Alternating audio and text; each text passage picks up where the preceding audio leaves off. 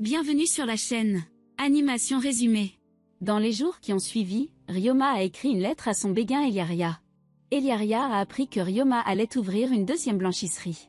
Elle a été impressionnée par Ryoma. Pendant ce temps, Ryoma est arrivée dans une nouvelle ville.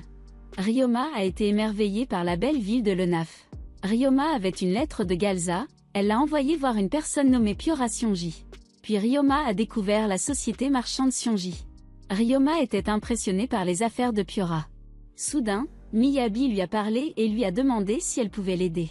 Par la suite, Ryoma a dit qu'il cherchait Piora, et Ryoma a appris que Piora est son père. Plus tard, Piora est également apparu, il taquinait sa fille. Il a demandé si Ryoma l'avait séduite. Ryoma se présenta alors et montra sa lettre à Piora. Alors Piora a dit qu'il l'aiderait à ouvrir sa deuxième blanchisserie dans leur ville. Miyabi était choqué et n'arrivait pas à croire qu'un petit garçon veuille ouvrir sa propre entreprise. Puis Miyabi a découvert que Ryoma avait 1 an de moins qu'elle. Elle était étonnée, mais s'est excusée pour sa réaction grossière. Suivi Ryoma attendait avec impatience leur temps ensemble, et Piora taquina à nouveau un peu sa fille. Après cela, Ryoma a appris que Piora est un grand homme d'affaires, qui a un grand sens de l'humour. Plus tard, il a conduit Ryoma à la guilde.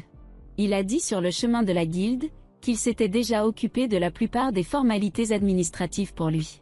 Ryoma était très reconnaissant qu'il lui suffisait de signer et de lire les contrats. Puis Ryoma a été étonné que la guilde des marchands soit très magnifique. Après Piora a dit que la guilde des commerçants est une forteresse. De plus, Piora a raconté que toutes les guildes de la ville sont rassemblées dans cette forteresse. Suite à cela, Ryoma a découvert une guilde de dragons, et Piora lui a dit de regarder par la fenêtre. Ryoma a pu voir de nombreux dragons et a appris que les dragons peuvent transporter des marchandises et des personnes. De plus, Piora lui a dit que toutes les guildes travaillent ensemble et qu'elles font briller toute la ville. Piora a déclaré qu'un de ses ancêtres avait mis au point l'ensemble du système et que son ancêtre avait nommé le système aéroportuaire. Ryoma a été surpris que l'ancêtre de Piora soit aussi un humain réincarné de la Terre. Après l'enregistrement de la guilde des marchands dans la ville de Lenaf, Piora lui montra sa future propriété. Ryoma l'a ensuite remercié pour sa grande aide, et Piora a immédiatement voulu lui montrer les pièces de sa nouvelle buanderie. Puis les deux ont regardé les chambres, et Ryoma a voulu envoyer un message à ses managers. Ensuite, Ryoma a convoqué son oiseau Limor, et il s'est envolé pour Jimel avec une lettre. Après cela, Piora a proposé à Ryoma de dormir chez lui. Il a dit qu'il pouvait se préparer pour un délicieux dîner. Ryoma était très heureux, car il n'avait mangé que des provisions au goût dégoûtant pendant plusieurs jours. Ensuite, nous les voyons au déjeuner, Miyabi a servi une soupe miso avec du riz. Ryoma a été surpris par les plats japonais, et il était heureux de pouvoir acheter de la sauce soja aussi. Après cela, Ryoma a commencé à manger les plats japonais, et il apprécie la nourriture délicieuse. Soudain, Miyabi a dit qu'elle était heureuse de voir son côté enfantin, car il se comporte très adulte envers les autres. Puis Piora taquina sa fille et lui dit qu'elle pouvait apprendre beaucoup de Ryoma. Puis Ryoma a découvert que Miyabi devait bientôt aller à l'école dans la capitale. Après le dîner, Ryoma a dit qu'il était un aventurier de rang E. Il prévoyait de terminer des quêtes le lendemain. Miyabi et Piora l'ont ensuite averti que de nombreux monstres puissants de rang D causaient actuellement des problèmes. En conséquence, peu d'aventuriers de rang E sont en ville, et il n'y a pratiquement pas de quêtes pour les aventuriers de rang E. Ryoma se souvint alors que les dieux lui avaient parlé de monstres puissants. Aussi Ryoma vivait dans la forêt dangereuse, et il avait l'habitude de se battre contre des monstres puissants. Soudain, Ryoma a dit qu'il aimerait se battre contre des smashbores. Après Piora était heureux qu'il soit motivé pour lutter contre les monstres. La raison en est que Piora voulait vendre la viande du smashbore. Puis Miyabi était en colère contre son père pour avoir encouragé Ryoma à se mettre en danger. Piora a été sermonné par sa fille, et il a demandé de l'aide à Ryoma. Le lendemain, Miyabi l'a accompagné chercher des matériaux pour ses meubles. Plus tard, Piora s'est arrêté à la nouvelle propriété de Ryoma. Il n'a vu que des slims travailler pour Ryoma. Il était choqué, et sa fille l'était aussi. Puis les deux ont demandé ce que Ryoma faisait. Il ne pouvait pas croire que ces slims pouvaient construire les meubles pour lui. Dans l'après-midi, Ryoma est allé faire des quêtes, et Miyabi lui a dit de prendre soin de lui. Ci-dessous, nous voyons Ryoma, il était triste, car il n'y a pratiquement aucune quête pour les aventuriers de rang E pour le moment. Ensuite, Ryoma a collecté de nombreuses herbes médicinales. Soudain, le Limerbir d'Eliaria est apparu. Elle le félicita d'avoir ouvert une deuxième blanchisserie.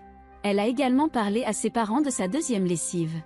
Ils étaient tout heureux que Ryoma réussisse avec son entreprise. Elle lui a ensuite souhaité bonne chance avec sa lessive et lui a également dit qu'il ne devrait pas se surmener. Soudain, un énorme smashbore est apparu, poursuivant deux aventuriers. Puis Ryoma était prêt à se battre contre le smashbore géant. Alors Ryoma a sorti ses arcs de sa boîte à objets. Puis il attaque le smashbore avec ses flèches. Le monstre n'a subi aucun dégât, et Ryoma voulait battre le smashbore seul. Ryoma a ensuite montré au smashbore ses puissantes compétences en arts martiaux. Ryoma a maîtrisé le point de Bouddha, et il a réussi à le vaincre avec un puissant coup de poing puissant. Le sanglier tomba et Ryoma fut soulagé de pouvoir le vaincre facilement. Après le combat, les deux aventuriers remercièrent Ryoma de les avoir sauvés. Les aventuriers ont dit qu'ils étaient tous les deux indemnes, mais qu'un de leurs amis était gravement blessé par le smashbore. Ryoma a dit qu'il pouvait utiliser la magie de guérison, et il voulait les aider tous les deux. Ryoma devrait attendre que les deux reviennent. Alors Ryoma utilise le temps et il appelle sa baffe sanglante. Il a aspiré tout le sang du sanglier. Sa baffe sanglante était un expert en succion, donc il avait fini en un instant.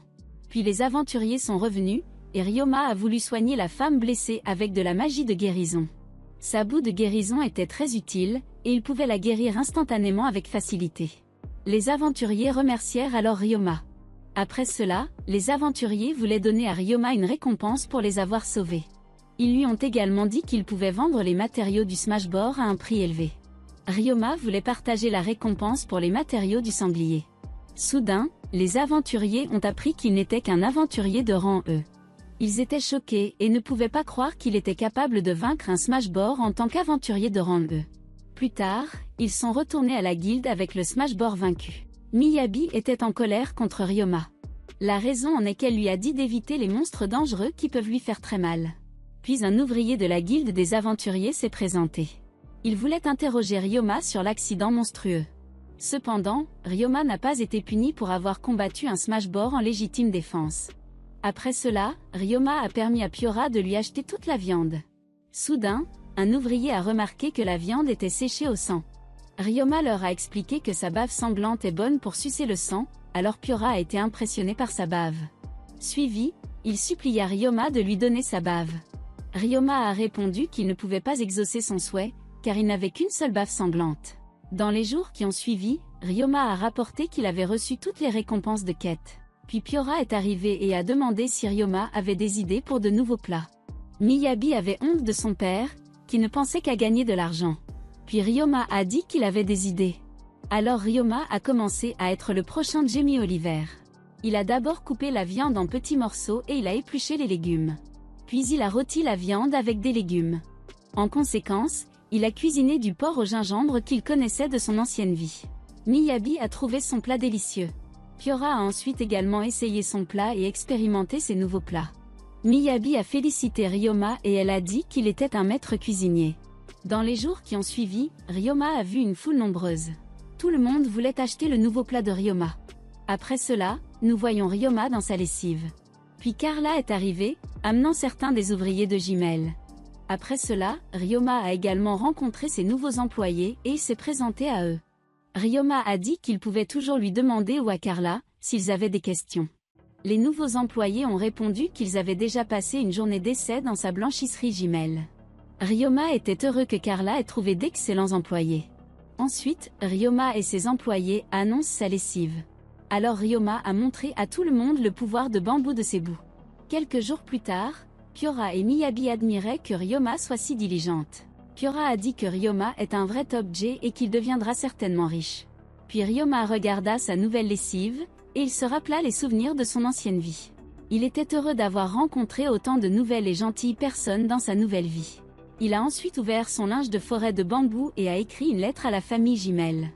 Il a dit que sa deuxième blanchisserie est maintenant ouverte aussi, et il est heureux que sa lessive soit un énorme succès. Dans la soirée, il a remercié ses employés et a souhaité à tous une bonne soirée.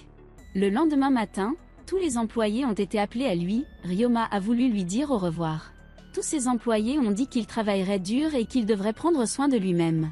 Puis Miyabi a également dit au revoir à Ryoma, elle lui a souhaité bonne chance pour avoir plus de succès. Soudain, Ryoma lui demanda une faveur. Il voulait que Miyabi se lie d'amitié avec Eliaria à l'école. Alors Ryoma a dit au revoir à ses amis, et il est retourné à la ville de Jimel. Puis Ryoma a reçu une lettre d'Eliaria. Elle lui a dit qu'elle devait bientôt aller à l'école et qu'elle s'entraînait actuellement à contrôler de nombreux monstres comme lui. Elle a appris à mieux contrôler les oiseaux limors. Elle lui a également souhaité de continuer à réussir. On voit alors Ryoma vouloir montrer au marchand Serge de nouvelles marchandises qu'il a trouvées. Puis Serge lui a parlé de son passe-temps favori, construire des voitures comme Fast and Furious. Ryoma a vu une petite voiture qui pouvait bouger avec de la magie. Serge a dit que la source d'alimentation de la roue chaude est magique. Ensuite, Ryoma a découvert qu'une course de voitures miniatures avait lieu chaque année dans la capitale. Le marchand Serge était un fan de Fast and Furious, et il a passionnément montré à Ryoma ses composants collectés.